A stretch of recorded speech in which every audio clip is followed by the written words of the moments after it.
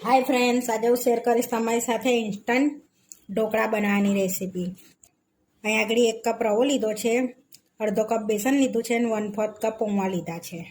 તો પૌવાને પહેલાં આપણે પીસી લઈશું, તો એનો પાવડર કરી દેવાનો છે। હવે આપણે ચેક કરી લઈશું, તો આ રીતનો આપણે પાવડર બનાવી લીધો છે પૌવાનો।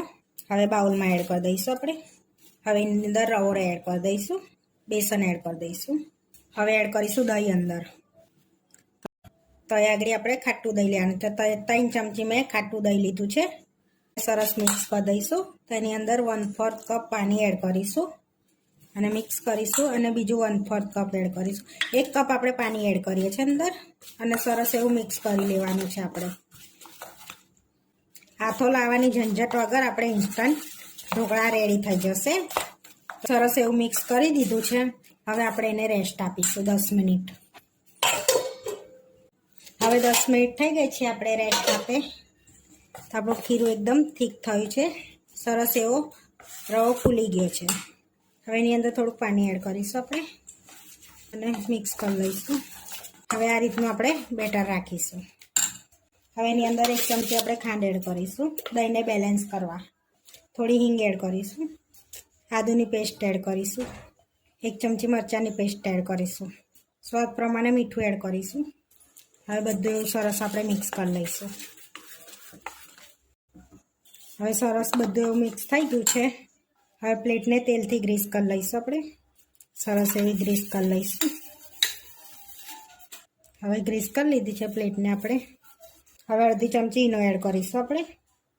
હવે એમાં થોડુંક પાણી એડ કરીને એક્ટિવ કરી લઈશું આપણે અને સરસ એવું મિક્સ કરી લઈશું। હવે આપણે સ્ટીમ કરી લઈશું। અહીંયા આગળ પ્લેટ મૂકી દીધી છે સ્ટીમરમાં। હવે ખીરું એડ કરી દઈશું પ્લેટમાં। હવે 20 મિનિટ આપણે એને સ્ટીમ થવા દઈશું। આપણે 20 મિનિટ થઈ ગયા છે, તો હવે આપણે ચેક કરી લઈશું, તો આપણા ઢોકળા રેડી છે, સ્ટીમ થઈ ગયા। આપણે સ્ટીમરમાં બહાર કાઢી લઈશું અને થોડી વાર આપણે ઠંડા થવા દઈશું। ઠંડા થઈ ગયા છે આપણા સરસ એવા ઢોકળા। હવે કટ લગાડીશું આપણે અંદર એને આ રીતે આપણે પિઝા આકાર આલીશું ઢોકળાને। આ રીતના આપણે જો પિઝા આકાર આલ્યો છે અને આ રીતે કટ કરી લીધા। સરસ એવી જારી જારી પડી છે આપણે ઢોકળામાં। હવે આપણે એને કંઈક અલગ રીતે શેકીશું, આપણે એને વઘારીએ નહીં। અહીંયા મેં નોનસ્ટિક લઈ લીધી છે। હવે તેલ એડ કરીશું આપણે એની પર। તેલ ગરમ થઈ ગયું છે, લાલ મરચું એડ કરીશું આપણે એની પર અને થોડોક ચાટ મસાલો એડ કરીશું અંદર, થોડુંક તેલ બીજું એડ કરીશું અને સરસ એવું આ રીતે આપણે ફેલાઈ લઈશું।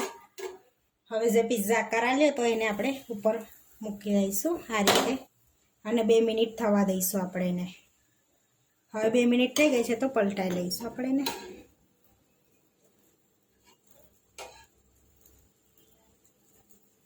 આ રીતે અને આ રીતે આપણે એને શેકવાના છે।